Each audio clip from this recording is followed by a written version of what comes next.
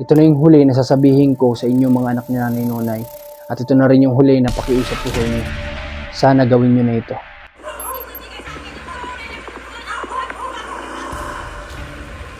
Grabe si Nanay Nonay. Magandang gabi sa lahat ng mga manonood natin at gusto ko lang sa inyo ibahagi yung update kay Nanay Nonay na kagabi nga ay may hindi na naman maganda na nangyari sa kanya. Pumunta siya nung around 9 PM sa harap na naman ng shop namin. Yung mga oras na yun gusto ko lang ikwento sa inyo. Mag-open sana kami ng shop para gumawa ako ng mga stocks ulit para may maibenta yung tao namin sa shop. So maglalaan sana ako ng oras sa madaling salita ng pagtatrabaho ng gabi. Kaso nga lang habang nagbubukas ako ng roll up namin ay biglang napansin ko na may dumaan sa likod ko. Tapos tiningnan ko at nakita ko si Nanay Nonay pala yung dumaan. So binati ko si Nanay Nonay, kamusta? Sumagot naman siya ng ayos lang, ganun sabi niya. O sabi ko sa kanya, may pera ka pa ba? Sabi niya, wala akong pera. O binigyan ko si Nanay Nonay, nabutan ko siya ng 1,000 kagabi. Tapos binigyan ko siya kung ano yung hawak-hawak ko na inumin tapos yung pagkain. Ibinigay ko na sa kanya yon para na sa ganun. Sabi ko ibang makakain kasi nga hindi pa tayo nakakapunta ulit sa kanya kaya binigyan ko siya kagabi ng pera sana. Kaso nga lang nung tumalikod ako, sabi ko parang pinapakalma ko siya kasi iba na naman nakikita ko. Sabi ko, ay magtatrabaho muna ako ngayon para nang sa ganun ay may pera tayo at may maibigay ako sa iyo. Sabi ko sa kanya ganun. Tapos pagtalikod ko, dalawa kami ni Mac, binuhusan niya kami nung sito. Una ako, binuhusan niya ako sa likod, kaya pala parang ang lamig ng likod ko. Binuhusan niya ako. Tapos si Mac, binuhusan niya rin. Tapos si Mac kasi yung unang tumakbo, siya yung binato niya si Mac nung sito na ibinigay ko sa kanya. Kaso nga lang, hindi naman tinamaan si Mac. Tapos ako, medyo kinalmahan ko lang yung sarili ko, pero naka-open yung shop namin nun. So glass yun, ang kinakatakot ko doon baka kasi batuhin niya. Malaking problema yun. So ngayon, pumunta ako dun sa taga-LGU, hindi ko na yun i-mention. Basta nandun ako sa may dalawang taga-LGU, pumesto ako doon. Tapos tinanong nila ako kung ako ba yung may-ari ng shop. Sabi ko, opo. Tapos sabi niya, ba't ganyan yan? Sabi ko, nagkakaganyan nga siya kapag may gabi, pero pag araw okay naman. So yun. Tapos bigla siyang lumapit sa akin. Sabi ko, alam ko na to. Ako na naman yung pagdidiskitahan ni Nanay Nonay. Nung paglapit niya sa akin, ako umatras na ako kasi ayoko siya matrigger. So, may dinampot siyang bote. Medyo madilim kasi nun. Tapos, ang nakita ko sa hawak-hawak niya na bote ay yung bote ng Red Horse. Siguro doon sa may tindahan yun, nadampot niya. So, yung bote na yun, medyo malaki yung nadampot niya. Yung malaking bote ng Red Horse. Tapos, ibinato niya sa akin yun. Buti na lang ako, syempre, alerto din naman ako kung ano yung pwede niyang gawin sa akin. Hindi ako nakatalikod habang lumalayo. Nakaharap ako sa kanya habang lumalayo. So, nung binato niya ako, ay hindi sa akin tumama. Kaya yun, nabasag yung bote dun sa park. Park yun, yung pasyalan ng mga bata, ganyan. So, nagalit din yung dalawa doon na yung isa doon, isa lang palang taga-LG doon. So, nagalit. Tapos, umikot na lang ako kasi sinusundan niya ako. Yun yung time na dapat gumagawa na ako ng produkto doon sa shop namin. Naabala ako ng sobra talaga. So, ngayon, umikot na lang ako.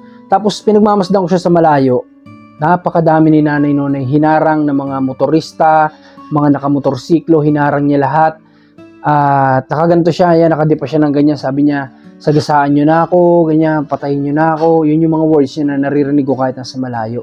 So, sabi ko lang, grabe na naman talaga yung, kay Nanay, yung nagiging epekto sa kanya kapag gabi. So, ngayon, ang ginawa ko na lang, inantay ko muna siya na makaalis. Na umabot po yun mga kabayan ng halos 1 oras at kalahati bago po ako nakalapit doon sa shop. At si Mac, hindi ko alam na nandoon pala siya sa loob ng shop. So ito nga yung video papakita ko sa inyo. May konting clip si Mac na maipapakita ko sa inyo.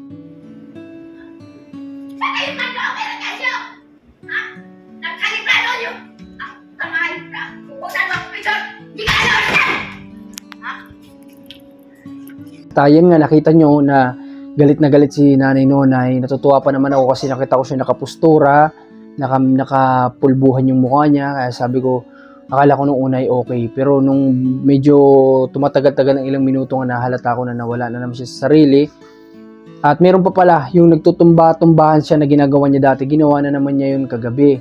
So hindi ko lang alam kung anong ginawa niya doon sa pera na ibinigay ko sa kanya, kung ibinato niya rin ba o inilagay niya sa bag niya kasi may dala siyang bag. Pero for sure ay marunong, alam niya kasi yung nangyayari din. Sa totoo lang alam po ni Nanay Nonay din yung nangyayari. Siguro naman inilagay niya sa bag niya yung pera.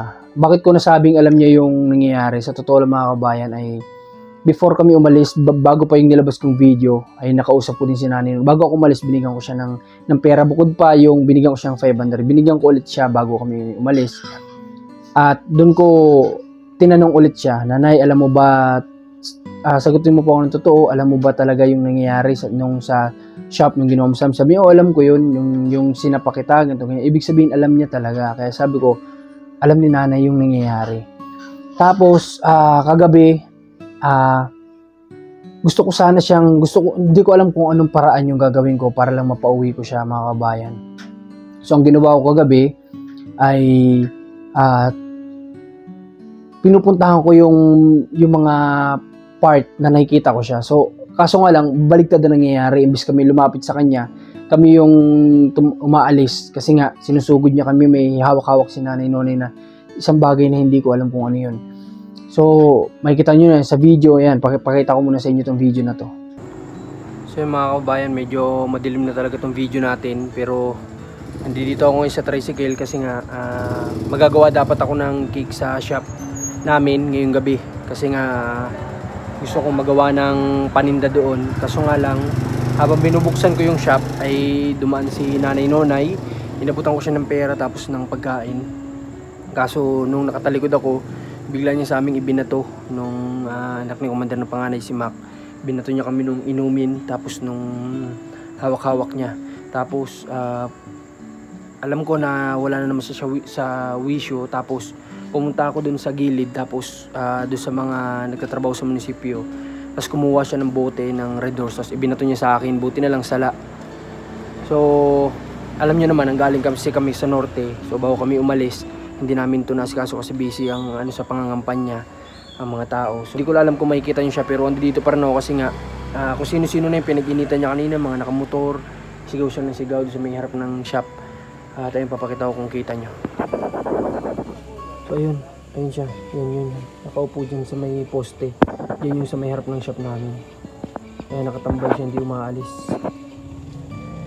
Yun sa dinaanan nung nakabike.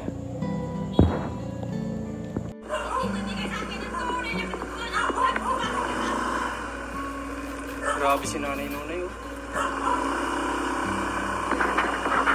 So yan, ano makikita nyo talaga dyan, sa bawat kanto, iniilawan namin siya.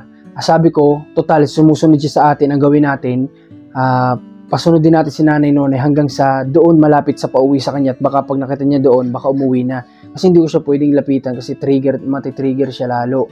So, ayun, ang nakakalungkot lang mga kabayan ay hindi ko na talaga alam kung ano yung gagawin kay Nanay Nonay kasi sa LGU may kinausap na ako diyan at ang sabi nga ay mas mainam daw na yung mga anak ang magkusa na pumunta dito talaga at tutulong na lang para madala yung nanay nila kahit daw willing daw magbigay ng service basta pumunta dito yung mga anak kasi kailangan ng consent nila. So, kailangan ay umuwi sila dito para madala yung nanay nila doon sa kanila. Doon ipapasok sa rehabilitation. At sa rehabilitation, may nakausap na din ako na kailangan nandoon talaga yung mga anak. Hindi pwedeng wala. Hindi daw tatanggapin sa rehabilitation kung wala ang isa man sa pamilya. So, yun yung patakaran pala sa rehabilitation. So, ayun lang. Nakakalungkot lang kasi hindi ko alam kung kaya ko pa bang harapin si Nanay Nonay kasi alam niyo yun na parang ako na hinihiya sa karamihan ng tao na ako yung parang bata na hinahabol-habol na hindi ko siya kayang patulan kasi unang-una alam ko matanda at pangalawa ay syempre beneficiary natin at napamahal na din natin sa atin si Nanay Nonay. Hindi ko siya kayang patulan na naiisip ko talaga sa totoo lang, ewan ko kung ibabash niyo ako dito pero minsan ay sumaga na sa isip ko na gusto ko na si Nanay bigyan ng isang sample lang talaga para tigilan niya na ako. kapag gabi na nandoon kami sa shop na yun, huwag niya na, para hindi niya tayo guluhin, kumbaga. Pero hindi ko talaga kayang gawin kasi nga, unang-una naisip ko matanda na yun. Baka kung lalaki pa, tapos ginaganon tayo, tapos di naman natin kilala, baka. Pero si Nanay Nonay, ibang usapan kasi yun. Alam niyo mga kabayan, ganito. May isa sa anak si Nanay Nonay na nag-message sa akin nung may bagyo dito, na pinipilit niya ako na sagutin ko yung tawag niya. Nung time na yon ay napakahirap ng signal sa norte, sa Isabela, doon kina Commander. Sobrang hirap din. Hindi ko siya masagot kasi nga magre-reconnecting lang din. So, ang sabi ko lang sa message, hinahanap mo ngayon yung mama nyo na pinapakita niyong concern kayo sa kanya. Pero ewan ko kung totoo ba yung concern nila. Kasi kung talagang concern kayo sa nakita nyo pa lang ng mga videos ng mama nyo, for sure nandito na kayo sa Kapalonga. Kung ako man yun, nasa kalagayan nyo, kahit pa naghihirap ako, gagawa ko ng paraan para mapuntahan ko yung nanay ko. Kasi nga, alam nyo ang kinakatakot pa namin, pare-paras ng sinasabi, ang mga tao dito, papaano na lang kung ang matsyempohan ni Nanay Nonay ay yung pumapatol sa kagaya niya. O pangalawa, yung mga may problema din sa pag-iisip, kasi napakadami dito sa Kapalonga, mga lalaki pa yan. O kung yun yung matsyempohan niya at patulan siya, saktan siya. At pangatlo, yung mga hindi na talaga makapagtimpi na mga kabataan. Kasi nung hinaharang niya yung mga motorsiklo, may mga ilan doon na talagang halos gusto na siyang babain at gusto na siyang sabihin na natin sa madaling salita, gusto na siyang sapakin.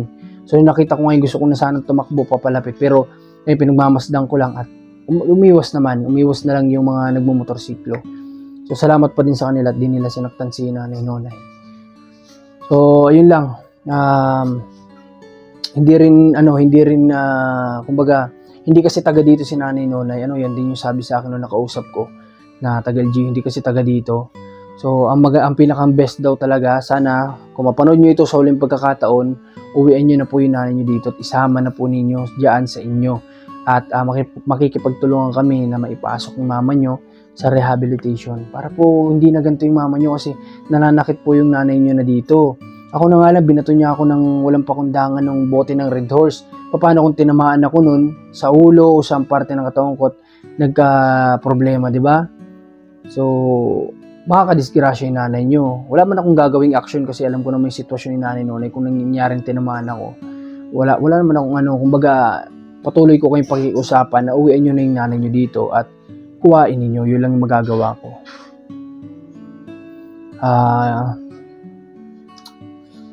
Kagabi at may nabalitaan pala ako kay Nanay Nonay, nung nakaraang araw daw, may napulot daw si Nanay Nonay na cellphone. At dito naman saludo ako kay Nanay Nonay kahit na wala siya masyado sa kanyang katinuan. May napulot daw na cellphone si Nanay Nonay at may naghahanap, may nagki-claim at sinabi niya na nasa kanya at naibalik sa may-ari. So doon naman ay talagang saludo pa rin ako sa pagiging buting tao ni Nanay Nonay kapag wala siya masyadong problema o hindi siya inaatake ng problema niya. Okay? So, ayun lang. Kagabi naman, tinatry ko yung best ko na mapakalma siya. Kaya nga, ayoko na siyang bigyan ng 100 kasi baka sapakin na naman ako ni Nanay Nonay. Binigay ko sa kanya kagabi 1,000. Sabi ko, uwi ka na, ito yung 1,000. At saka pagkain, ito yung inumin. Pero pag talikod ko, ganun pa yung ginawa niya sa akin. Binuhos niya sa akin yung inumin, pati kay Mac.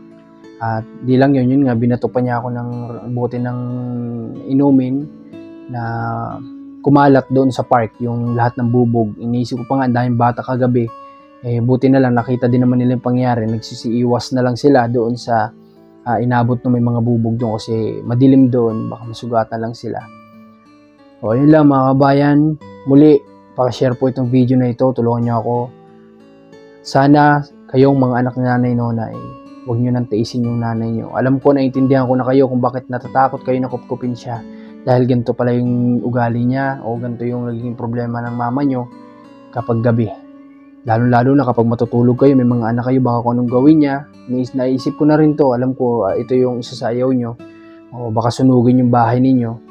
So, sa akin lang naman, ang may tutulong natin sa mama nyo ay pagtulong-tulungan natin siyang madala dyan sa rehabilitation sa inyo. Kasi kailangan po ng consent ninyo. No? Kailangan kayo. Hindi pala papayag ang ganyan kapag wala ni isa man sa pamilya ang magdi-declare kung anong problema ng magulang ninyo. Hindi yan pwedeng basta-basta na lang dalahin doon. Hindi yan pwedeng basta-basta na lang ipasok doon. Kailangan ng interview sa inyo. Okay? Kayo ang kailangan doon, hindi kami. Kami, aalalay lang kami. Muli, last na ito. Last na panawagan ko na ito sa inyo.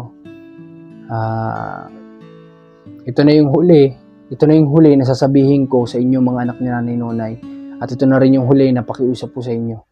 Sana gawin nyo na ito.